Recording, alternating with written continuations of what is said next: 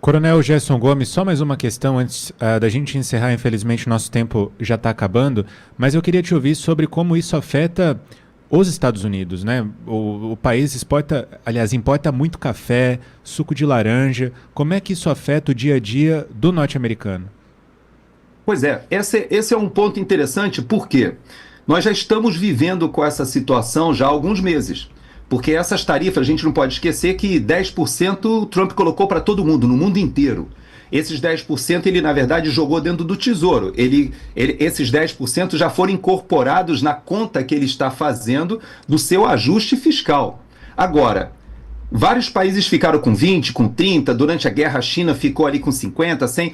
Todo o comércio que foi feito durante esse interregno, ele colocou dinheiro dentro dos Estados Unidos e a população dizia o seguinte: os preços vão aumentar. E eu vou te dizer uma coisa, João.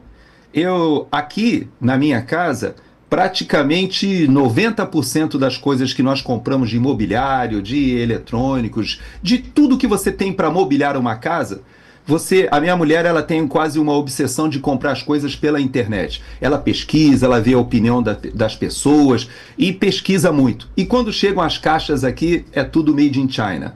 Então eu digo para você o seguinte, que a população americana começou a se perguntar: então haverá inflação? Essas tarifas vão acarretar inflação? Eu vou te dizer algo, até agora quem matou no peito e segurou todo o reflexo dessas tarifas, dessa política tarifária, foram os próprios países exportadores que não querem abrir mão do mercado, porque os preços não subiram. O combustível está mais barato, a inflação está caindo, o trabalhador americano está cada vez com acesso ao mercado de trabalho de mais qualidade, os salários estão aumentando, as empresas estão investindo e os países estão colocando parte dos seus investimentos, grande parte aqui nos Estados Unidos. Há um último tema que eu não vou tratar com você hoje, fica aí a nota para a semana que vem, porque existe toda uma regulamentação que está sendo feita aqui nos Estados Unidos para atrair o capital internacional, especificamente no que diz respeito à tecnologia de Web3, de blockchain. Se você olhar o preço do Bitcoin hoje, você que está falando conosco, vê para onde foi o Bitcoin hoje, ou a Ada Cardano, que é quem me acompanha nas redes sociais, sabe que eu sou um D-Rap, um representante da blockchain Cardano, é como se eu fosse um parlamentar, eu participo das decisões. Então eu acompanho muito essa questão tecnológica e aqui nos Estados Unidos, ô João, foi feito todo um marco regulatório para facilitar os investimentos, inclusive colocando o Bitcoin como parte até de reservas estratégicas do país e abrindo toda uma indústria de inovação na área de inteligência artificial e que vai trabalhar com as stablecoins. Anote isso, você que me ouve. Se você sabe o que é uma stablecoin atrelada ao dólar, você vai entender o impacto disso no Brasil nas próximas semanas. Aquele falso ataque ao Banco Central, aquele hacker que teve lá 2, 3 bilhões retirados, a gente não sabe, e que até o assunto teve uma obsolescência muito rápida que me estranha até, da mesma forma como o assalto aos aposentados. Esse assalto foi pouco falado, mas foi falado alguma coisa sobre que esse dinheiro se transformou em stablecoins, ou seja, em dólar eletrônico.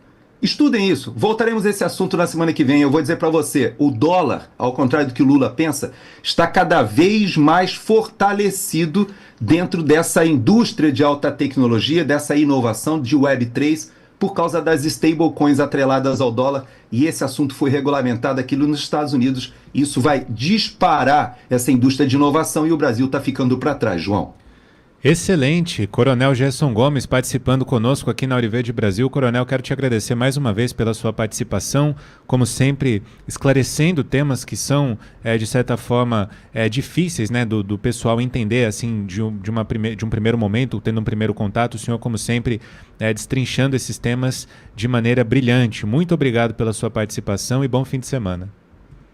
Bom final de semana para você, obrigado Borgo, a nossa audiência, que o Pitoli volte na semana que vem revigorado, deve estar nos ouvindo, que eu acho que ele não resiste, né, ficar sem ouvir o programa, então um abraço para ele e que Deus nos abençoe, que semana que vem a gente tenha notícias um pouco melhores aí para o Brasil e principalmente que a nossa população reflita e os isentões saiam do muro e a nossa elite brasileira, seja econômica, militar, financeira, acadêmica, reflitam sobre esse momento, sobre o que está acontecendo com o Brasil. A gente não pode ser jogado na situação de uma Venezuela, de uma deterioração como aconteceu em países como a Nicarágua, Cuba e Bolívia. Nós não somos esses países e não podemos ser tratados como tal.